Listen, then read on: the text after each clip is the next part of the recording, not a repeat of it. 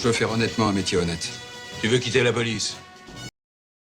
J'avais compris, lance la vidéo, je me suis dit mais c'est pas possible, j'ai Jean à côté de moi Vidéo, j'ai mal articulé, Richard, je suis désolé. Quelle vidéo il va pouvoir J'ai des lancer hologrammes partout. Mais non, mais merci d'être là en chair et en os, Jean.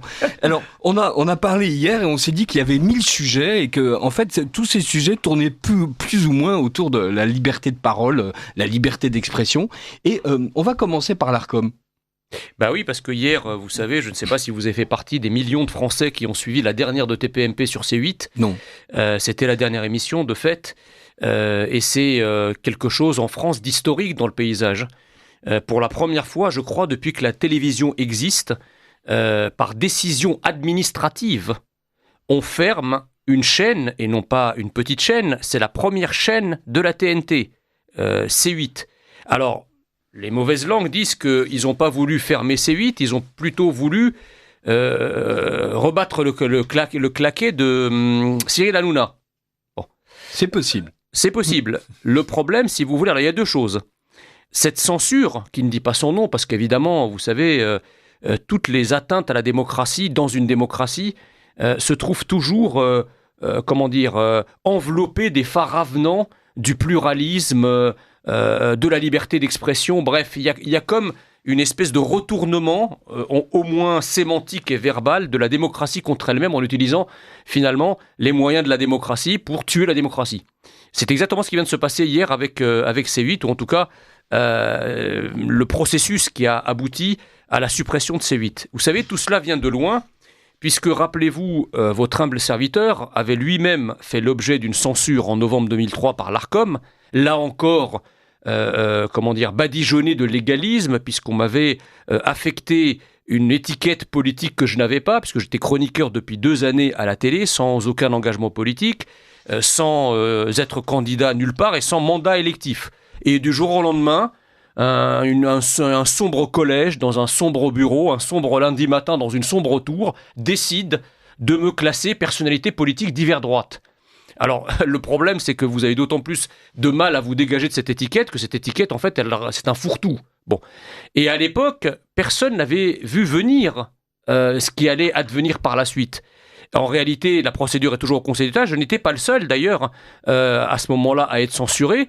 Mais comme il n'y a rien eu de spectaculaire, le Conseil d'État s'est dit, puisqu'on peut effectivement museler des chroniqueurs qui ne disent pas la langue du parti, des chroniqueurs qui vont à l'encontre de la pensée unique, des chroniqueurs politiquement corrects, allons-y pour des chaînes alors. Si des chroniqueurs c'est possible, pourquoi une chaîne entière ne le serait pas? Mais oui. Et c'est ce qui s'est passé.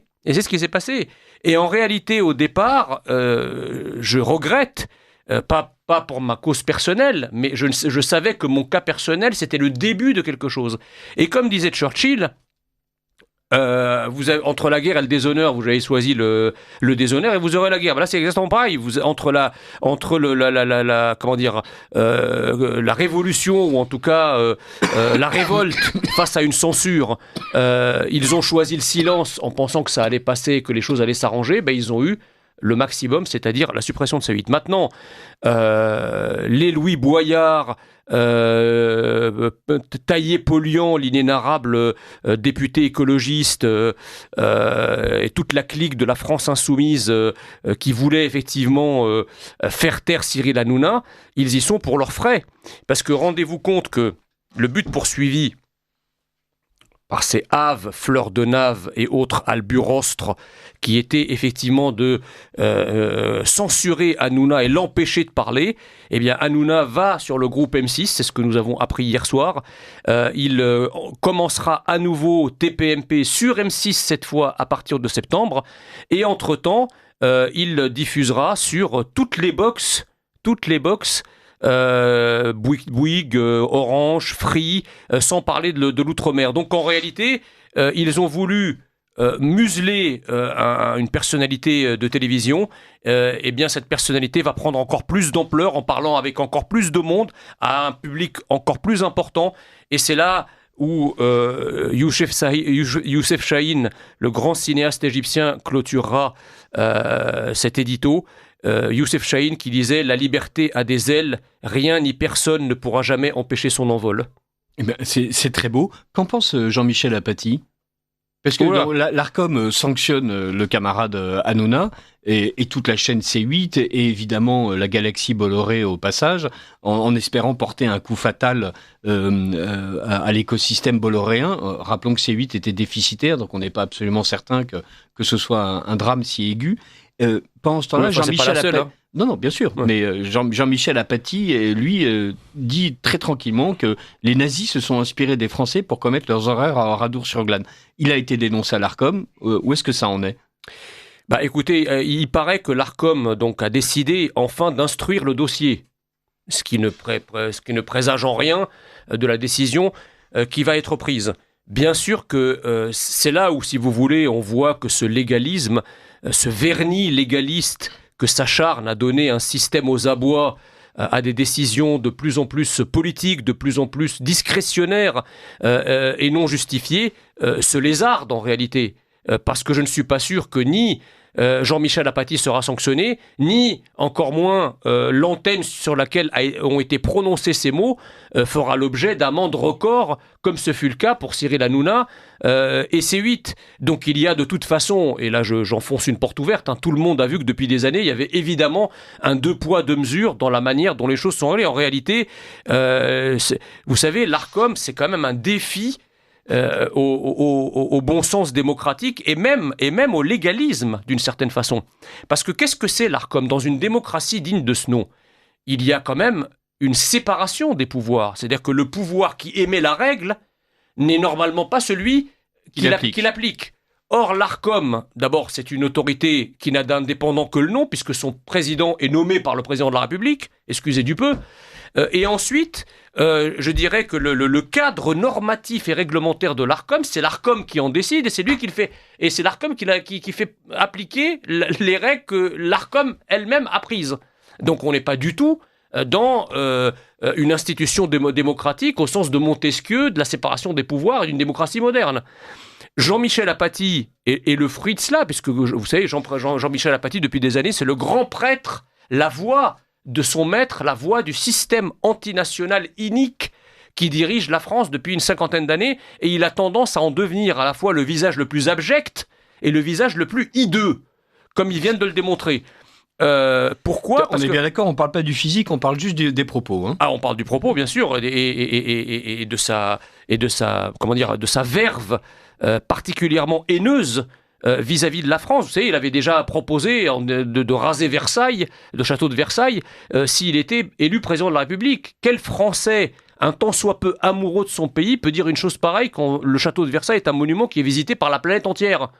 C'est ubuesque. Et puis, quand bien même il ne serait pas visité, c'est une splendeur absolue. Et je terminerai en vous disant que Jean-Michel Apathy ne connaît pas l'histoire. Il parle des Français qui se seraient inspirés des nazis. Est-ce que Jean-Michel Apathy... Non, il a expliqué que c'était les nazis qui s'étaient inspirés des Français. Oui, pardon, excusez-moi, j'ai inversé. Ouais. Oui, tout à fait.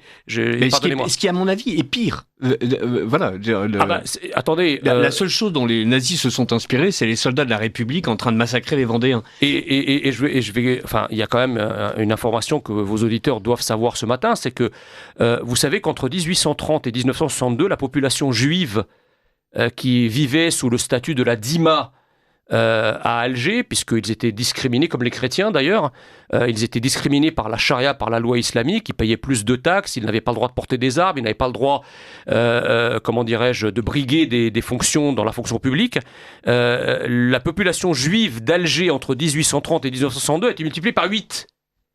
Je ne suis pas sûr que le Troisième Reich puisse se targuer d'un tel bilan. Mais non, et même l'inverse. Mais ça, de toute façon, Apathy a décidé d'avoir une vision totalement idéologique de l'histoire de France. Et vous avez raison, il représente ce camp haineux qui d'ailleurs est dirigé par Emmanuel Macron, qui passe sa vie à faire des déclarations absolument aberrantes depuis 2017 sur les crimes contre l'humanité de la France dans les anciennes colonies, avec d'ailleurs un effet immédiat.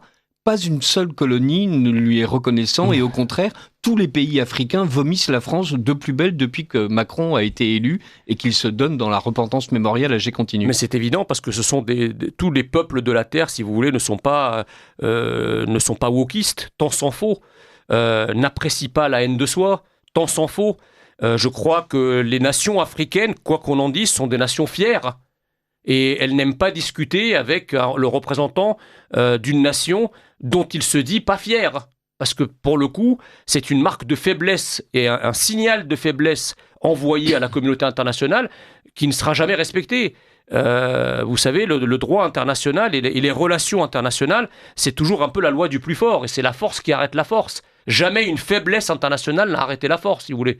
Donc Emmanuel n'a rien compris au grand concert des nations et à la grande histoire géostratégique entre les nations. Voilà, c'est dramatique, mais c'est ainsi. Alors il y en a un qui a peut-être un peu mieux compris, mais il s'y prend super mal, c'est Bayrou. Alors Bayrou, c'est un désastre. Bayrou est une catastrophe. On sait. Alors, on est d'accord sur les principes, mais ce serait bien de faire allusion à un moment précis. J'allais y venir. Vous savez que mon propos n'est jamais creux, mon cher Richard. J'ai tendance toujours quand même à étayer mes assertions. Et là, en l'occurrence, l'actualité me livre, si j'ose dire, un étayage de taille, puisque vous avez vu cette espèce de conférence de presse absolument ubuesque, où pour parler d'un sujet qui est la priorité numéro 1 des Français, à savoir l'immigration, nous avons une espèce de caricature de notable de la Troisième République, bedonnant mais sans les monocles, qui arrive titubant, octant, comme un ivrogne. Mais comme un Biden français. Voilà, totalement perdu. Vous voyez, un espèce de vieillard cacochi mais valétudinaire, qui s'exprime en trouvant pas ses mots, en trouvant pas son texte, en cherchant de l'eau. Et quel symbole incroyable par rapport à cette thématique. On dirait que c'est la conférence de presse de Bayrou d'avant-hier. C'est ça. Et je dirais que, si vous voulez, alors il ne s'agit pas de se moquer d'un homme ou de son âge. Si, on peut.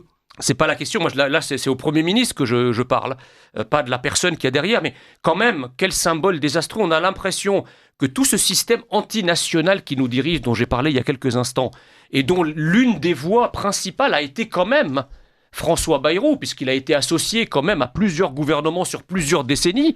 Il est le représentant, une sorte de comment dirais-je, de figure emblématique de ce système. Lorsqu'il s'agit de parler du cœur, du réacteur de ce système, c'est-à-dire l'immigrationnisme, il en perd ses mots, il en perd sa langue. Quel symbole incroyable quand même. C'est-à-dire qu'il n'aurait pas fait ça, je ne sais pas moi, sur un projet d'avancée communautaire au sein de l'Union européenne. Là, je pense qu'il aurait déroulé avec assurance et certitude. On sent quand même que par-delà, si vous voulez, ce que l'on voit à l'antenne, il y a quand même le côté tétanisé du porte-parole du système immigrationniste qui perd ses bras, perd ses jambes, perd sa langue, perd ses yeux devant un projet de loi qui vise à restreindre l'immigration, qui est le grand carburant et la grande cause du système antinational depuis 50 ans. Voilà ce que moi j'ai vu. Avec tous les gens qui ont précédé le MoDem et les gens du MoDem eux-mêmes qui à chaque fois ont décidé de soutenir l'immigration, d'expliquer que l'immigration était une chance pour la France. On se souvient même de ces centristes qui expliquaient que la mission de la France était de faire en sorte évidemment d'accueillir tous les immigrés possibles et même de faire en sorte de financer des emplois dans les pays d'où venaient ces immigrés. C'est-à-dire, il fallait non seulement les accueillir en France, mais en plus se ruiner pour qu'il y ait des... Non, mais c'est... Voilà. Non, mais c'est-à-dire... Chance pour la France, c'est vraiment un mot de centriste, en fait. Ah oui, bien sûr. Il faut... on a l'impression que c'est un mot de gauchiste. Non, pas du tout. Ce sont les centristes qui ont bâti, et alliance après alliance, gouvernement après gouvernement, cette idée qu'il fallait absolument que la France soit une auberge ouverte à tous les vents. Comme vous savez que je suis une personnalité très modérée, mesurée... Mais c'est pour ça qu'on vous accueille sur Radio Courtoisie. Et raisonnée, je vous dirais que l'immigration fut une chance pour la France dès lors qu'elle devenait française. Qui oserait dire que les Guillaume Apollinaire, les Yves Montand, les Marie Curie n'étaient pas une chance pour la France. Le problème d'aujourd'hui, c'est que l'immigration est une chance pour la France jusqu'à ce qu'elle commence à aimer la France et à la défendre. Là, elle devient d'extrême droite. Et vous avez le spécimen de cette immigration devant vous, Richard, ce matin, c'est moi-même, puisque tant que j'étais dans le cheptel de l'immigration neutre ou haineuse de la France, que je n'ai jamais été, mais neutre au moins, les gauchistes projetaient sur moi tous leurs fantasmes victimaires des opprimés de la terre, etc. Dès que je me suis assimilé à la France et que j'ai commencé à défendre la France, je suis devenu un migrant d'extrême droite. Ça existe. Mais oui, mais c'est pas bien. En fait. Alors, en fait, c'est un peu comme Marion Maréchal ou Marine Le Pen. Ce sont des femmes d'extrême droite et donc du coup, ce ne sont plus des femmes. Vous êtes un migrant d'extrême droite, vous n'êtes plus un migrant. Exactement. D'ailleurs, vous êtes naturalisé, ça tombe bien. Exactement. Donc, si vous voulez, le système enfin, dis-moi quelle immigration tu promeus et tu trimbales sur les plateaux télé, je te dirai quelle idée tu as de la France. Voilà la séquence, c'est quoi ? Qui on balade aujourd'hui sur les plateaux de télévision des chaînes du service public ? On balade les Daniel Obono, les Rokhaya Diallo, les Yacine Bellatar, on fait l'éloge d'une Aya Nakamura, et vous avez surtout pas le droit de dire que ces gens sont pas français. Si vous osez dire que Yacine Bellatar est marocain, ou qu'Aya Nakamura est malienne, ou que Daniel Obono et Rokhaya Diallo sont africaines, vous êtes un sombre raciste d'extrême droite.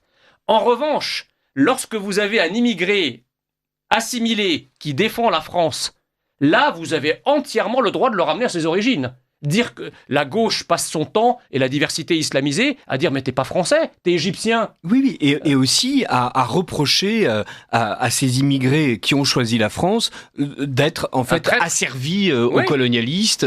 Voilà, Rachel Kahn a très très bien parlé de la manière dont on traite ces gens-là de bounty, comme quoi, effectivement, puisqu'ils ont choisi la France, il faut absolument expliquer qu'ils sont traîtres à leur ethnie, traîtres à leur origine. Bien sûr. Alors, dans un pays où, au contraire, le fait de se réinventer en permanence est présenté comme quelque chose de génial. J'ai le droit d'être un homme et de devenir une femme, j'ai le droit d'être une fleur et de devenir un chêne, j'ai le droit d'être un veau et de devenir une poule, mais je n'ai pas le droit de devenir français. Exactement. C'est la seule dysphorie qu'on ne vous accepte pas, d'une certaine façon. Vous avez le droit d'être dysphorique de tout, même être un dysphorique chromatique, vous sentir noir alors que vous êtes blanc, par exemple, ça existe. Mais vous n'avez pas le droit, effectivement, de changer d'identité, de vous assimiler à l'identité du pays dont pourtant vous portez la nationalité. C'est-à-dire qu'autrefois, si vous voulez, la carte nationale d'identité, c'était 3 termes consubstantiels. Carte nationale d'identité, c'est-à-dire que vous aviez une carte à l'intérieur de laquelle vous faisiez allégeance à une nation dont vous aviez l'identité. Et la haine de la France, qui dirige la France depuis un demi-siècle, a entraîné un plasticage de ces 3 notions de carte, de nation et d'identité. Donc aujourd'hui, vous avez des tas de gens qui portent la carte, mais à l'intérieur de laquelle il n'y a plus de la nation, et encore moins l'identité nationale. Donc c'est pour ça que je vous dis, la France, le système antinational, si on doit résumer toutes les politiques qui ont été conduites en France depuis une 50aine d'années, ça tient en un mot, la haine de la France. Et vous déclinez une lecture des politiques menées en France à travers ce prisme de la haine, tout marche, y compris l'écologie. L'enlaidissement avec les éoliennes, l'arrêt des centrales nucléaires, la haine de la France. C'est ça qu'il explique. Et donc, comme vous haïssez la France, vous allez aussi haïr tout ce qui lui ressemble, ou tout ce qui tente de lui ressembler. Parce qu'il ne faut jamais oublier que dans le mot identité nationale, il y a le mot identique. Alors évidemment, il ne s'agit pas pour moi de devenir un grand blond alsacien, mais il y a une identité d'identité, si je puis dire, qui fait qu'une fois que vous êtes devenu français d'identité, de culture, de comportement, etc., eh bien, la France, c'était ce pacte millénaire entre l'immigré et la France, c'est que fais ce que tu peux pour nous ressembler, pour devenir à notre identité nationale, et la France te traitera comme un de ses enfants, comme n'importe quel autre. Voilà le modèle dont moi j'ai bénéficié, dont toute la génération d'immigrés avant moi a bénéficié. Aujourd'hui, c'est plus tu nous ressembles, plus nous te haïssons. Pourquoi ? Parce que nous haïssons la France en premier chef. Et donc c'est pour ça qu'on ne va pas soutenir les chrétiens d'Orient, parce qu'ils nous ressemblent trop. C'est pour ça aussi que nous ne soutenons pas nos amis israéliens, parce qu'ils nous ressemblent aussi d'une certaine façon. Ils vivent comme nous. Quand vous allez à Jérusalem ou à Tel Aviv, et vous n'êtes pas dépaysé complètement, alors que si vous allez dans un autre endroit du monde, vous le serez. Donc tout ce qui nous ressemble est haï au même titre que la haine de soi qui est pratiquée à haut niveau. Donc moi j'ai envie de dire, ceux qui nous donnent des leçons de tolérance, d'humanisme, d'amour du prochain, il ferait mieux de commencer par s'aimer eux-mêmes, parce que jamais dans aucune civilisation, l'amour du prochain n'a eu pour préalable la haine de soi. Alors, et cette haine de soi, elle prend ces jours-ci une forme bien précise. Donc, on a vu que les crèches continuent à être bannies de l'espace public, mais en revanche, il est parfaitement légitime pour les mêmes municipalités qui expliquent que la crèche n'a rien à faire dans l'espace public, de louer des salles ou même d'offrir des salles aux musulmans à l'occasion du Ramadan. Mais c'est exactement, si vous voulez, une transition excellente par rapport à ce qu'on vient de discuter. C'est limite qu'on aurait préparé l'émission avant. En fait. Exactement. Alors, hier, quand je vous ai parlé de ce thème, vous m'aviez demandé d'identifier quelle salle et quel lieu. J'en ai identifié au moins deux. Vous voyez, le Conseil d'État, en novembre 2022, comme vous le savez, a confirmé l'interdiction de la crèche à Beaucaire. Hein. Vous vous rappelez de ça? Oui. Réitéré d'ailleurs depuis. Tout à fait. Eh bien, figurez-vous qu'au nom de la laïcité, le même Conseil d'État valide le prêt d'une salle à Nice à une organisation musulmane pour le Ramadan. Et c'était l'année dernière, en mars 2024.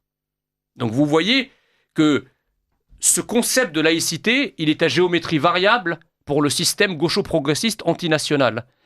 La laïcité, en principe pour les nationaux et les patriotes et une France qui s'aimerait, devrait être un bouclier qui protège la France contre tous les irrédentismes alter-identitaires d'obédience religieuse pour préserver l'identité et les racines chrétiennes de la France. Or, la gauche et le système antinational, comme je vous l'expliquais tout à l'heure, le retournement des armes de la France et de la République contre elle-même, eh bien, ils se servent de la laïcité pour plastiquer les derniers murs porteurs de la civilisation judéo-chrétienne française et, au nom de cette même laïcité, ils ouvrent la porte à tous les irrédentismes alter-identitaires religieux, l'islam au premier chef. Je crois qu'on peut pas être plus clair. Là, franchement, le Conseil d'État signe la haine de la France qui doit être transpirée même à travers le droit. Parce que je ne vois pas, si vous voulez, en quoi une crèche peut déranger même les musulmans. Vous savez que en fait, on leur fait porter beaucoup de choses aux musulmans, mais les musulmans, la communauté musulmane, je connais plein de musulmans, personne n'a jamais demandé à ce qu'on retire la crèche d'une mairie. Vous savez que moi, quand dans mes fonctions diplomatiques antérieures, j'ai été affecté dans le Proche et Moyen-Orient pendant des années en tant que conseiller financier régional. Je me suis rendu à Téhéran, je me suis rendu à Bagdad, je me suis rendu dans plein de capitales arabes. Vous savez qu'à Téhéran, j'ai vu une énorme image de la Vierge Marie portant l'enfant Jésus pendant le mois de Noël, c'est-à-dire le mois de décembre. Et ça leur pose pas de problème. Vous savez qu'en Égypte, par exemple, sur une grande place égyptienne, vous aviez une crèche avant le 25 décembre. Non, ça me dérange que les anticléricaux recuient dans une espèce de sacralisation de la Troisième République. D'autant plus que le Coran, s'il ne reconnaît pas la résurrection du Christ, Sayyid Narissa dans le Coran, c'est un prophète dont ils reconnaissent la naissance et dont même il l'a faite. Donc ça ne les dérange pas. Donc en fait, c'est comme si... Et là, c'est très dangereux parce que ça veut dire que le système antinational qui nous dirige va instrumentaliser ce qu'il croit être l'islam à la seule fin de poursuivre la destruction de l'identité française. Et chrétienne.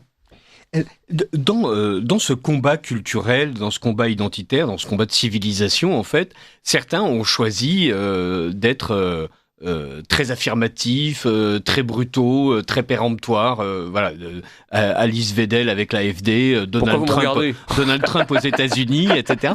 Et on se rend compte que, ceux qui ont salué en Trump, à tort ou à raison, une espèce de champion de l'anti-wokisme, en ont retiré d'une certaine manière un appui d'une part et un bénéfice, un appui de la part des États-Unis et un bénéfice électoral. L'AfD, par exemple, est devenu le deuxième parti allemand et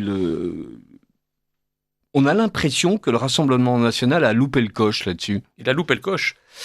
Ce qui est paradoxal, si vous voulez, avec le Rassemblement national, c'est que il a été à l'avant-garde, à travers la voix de Jean-Marie Le Pen notamment, de tout ce qui est en train d'arriver à la France, en termes de grands remplacements, en termes d'islamisation, en termes de wokisme. Jean-Marie Le Pen avait vu tout cela. Alors, il avait ses outrances, que nous ne saurons cautionner, mais en tout cas, sur l'analyse du devenir de la France, il ne s'était pas trompé. À une époque où bien peu de personnes en France étaient susceptibles de l'écouter et de l'entendre, et de le transformer en vote encore moins. il se trouve que l'évolution de la France a rejoint les propos qui paraissaient totalement outranciers, exagérés, extrémistes, il y a une quarantaine d'années. Et au moment où la France est mûre pour entendre le grand remplacement, pour entendre l'islamisation, pour entendre l'antimondialisme, l'anti-européisme, le Rassemblement national reflue. Lui, il est dans une logique inverse de, comment dirais-je, de politiquement correctisation de sa ligne, au moment même où la France est à un point de bascule. Donc c'est pour ça que le Rassemblement national a refusé de soutenir ouvertement la campagne de Trump. Ce qui de toute façon est aberrant, parce qu'on ne voit pas bien pourquoi un parti politique français soutiendrait un candidat américain. Mais surtout, ils se sont volontairement tenus à distance du discours de Trump. Mais quand je dis soutenir, évidemment que nous ne sommes pas américains, nous n'avons pas. Mais au moins, si vous voulez, admettre publiquement que dans le programme de Trump, il y a quelques ressemblances quand même, et non des moindres, quelques môles programmatiques communs. Et une vision du monde commune avec Donald Trump. Ils auraient pu au moins dire ça. Eux, ils sont restés en retrait en disant non, mais Trump, c'est genre un modèle de cow-boy américain, c'est pas notre culture, nous ne cautionnons pas, nous soutenons pas. Et voilà ce qui arrive, si vous voulez. Donc Trump a gagné. Évidemment qu'il n'a pas invité le Rassemblement national à son investiture et il n'a pas décidé d'en faire un interlocuteur en France. Le Rassemblement national a coupé les ponts avec l'AfD en disant ils puent des pieds, c'est des antisémites, la rémigration, tout ça c'est pas pour nous, on coupe les ponts. Résultat des courses, l'AfD est devenue la deuxième force du pays. Évidemment, le Rassemblement national ne fait pas partie des gens qu'ils inviteront pour fêter leur victoire. Et donc c'est ce qui arrive, si vous voulez, quand l'action politique d'un parti qui plus est national et patriote, autoproclamé, c'est ce qui arrive quand l'action politique est dictée davantage par la volonté de ne pas déplaire à France Inter que d'assumer ses convictions jusqu'au bout. Je pense qu'aujourd'hui, nous sommes à la croisée des chemins. Pourquoi Trump gagne, toute proportion gardée, parce que la France, c'est pas les États-Unis. Pourquoi en Allemagne? Parce que pour que l'AfD, mon cher Richard, qui est quand même un parti dont tout le monde, moi je ne crois pas ça, mais dont tout le monde dit qu'il est d'extrême droite, qu'il a des relents nazis, etc. Pour qu'un parti comme ça gagne dans une Allemagne où tout ce qui est extrême droite, référence plus ou moins vague au nazisme, etc., c'est le tabou absolu. C'est vraiment qu'il est en train de se passer quelque chose en Allemagne pour que l'AfD arrive, malgré tout le matraquage nazifiant de leurs adversaires, qu'il arrive à la place de deuxième dans une élection nationale, c'est vraiment qu'il se passe quelque chose. Ne pas comprendre ça et croire que nous baignons toujours dans un monde où le politiquement correct a son avenir, c'est se tromper totalement et se condamner à l'échec pour les années à venir. Il nous reste à peine quelques minutes et ce qui est fascinant, c'est qu'en ce moment, l'idée de remettre en cause l'accord de 1968 est portée aussi bien par Gabriel Attal, Bayrou, Retailleau. Autrement dit, tous ceux qui commencent à admettre que l'immigration est un vrai problème sont en train de mettre sur la table des propositions diplomatiques précises, sont en train de mettre en cause une partie de l'arsenal judiciaire français. Et est-ce que le Rassemblement national risque de se voir dépouillé de son discours anti-immigrationniste, de ses propositions au profit de gens qui vont être capables de les mettre en œuvre avant qu'ils n'arrivent au pouvoir? Vis-à-vis de l'électeur lambda qui ne pense rien, très sûrement. Vous savez, je voudrais ouvrir d'ailleurs votre propos à 2027. Aujourd'hui, le vote du Rassemblement national peut être comparé à une bulle spéculative qui est... comment dirais-je, nourri par deux carburants. Le premier carburant, c'est que pour l'instant, Jordan Bardella est mis en avant et Marine Le Pen a pris du recul. Donc évidemment, la jeunesse, la fougue, etc. de Jordan Bardella fait que ça attire une sympathie d'électeurs, notamment chez les jeunes. Et deuxièmement, la haine anti-Macron, viscérale, qui fait que même les gens qui ne cautionnent pas le Rassemblement national vont voter pour ses pires ennemis, pour les pires ennemis de Macron.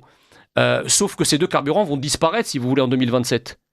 2027, Marine Le Pen sera probablement candidate, si elle n'est pas empêchée avant, mais elle sera la candidate naturelle de son camp. Or, il n'y a pas particulièrement une envie de Marine Le Pen dans le pays, ça ne vous a pas échappé. Et Macron ne sera plus candidat à sa succession. Donc le deuxième carburant tombe. Donc 2027, reste ouvert. Par rapport à la question que vous posez maintenant, c'est vrai que la droite et le centre ont toujours le verbe haut en matière migratoire pour calmer les esprits, mais ils ont toujours la main moite quand elle n'est pas mièvre dans l'action. En réalité, le seul parti qui a le verbe juste et la volonté réelle de régler ce problème, c'est Reconquête. Éric Zemmour a identifié le problème depuis des décennies. Il continue d'ailleurs à dire, y compris à déplaire au système. Et déplaire au système, je vais vous dire, c'est le symbole de votre courage. Parce que ceux qui nous disent qu'ils n'ont pas le courage de dire pour ne pas déplaire, alors il ne faut pas les croire quand ils vous disent qu'ils auront le courage de faire. Quand on n'a pas le courage de dire, on n'aura pas le courage de faire. Merci mille fois Jean Messia et évidemment à la semaine prochaine, où on vous retrouvera un jour et une heure habituels et nous allons bien sûr tout de suite continuer ligne droite.